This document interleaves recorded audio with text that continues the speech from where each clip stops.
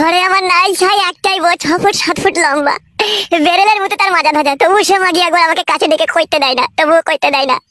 আমার এই বান্টুটা প্রতি রাতে টন টন টন টন করে ওই 3 কোনা বাকুড়িতে ঢোকার লেগে, তবুও লোক খুঁজে পাই না। তুই আমার ভালোবাসার মানুষ, তোমাকে আমি কত কাছে পাই, কত কথা বলি, কত গল্প করি, তোমার মধ্যেও তো ওই জিনিসটা আছে, তবুও তো তুমি আমাকে কাছে ডেকে কোনো সময় বলো না।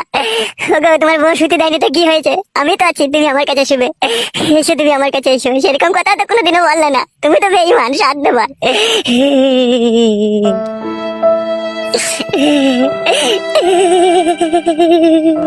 চুপ করো, তুমি চুপ করো, কান্না বন্ধ করো, কান্না বন্ধ করো।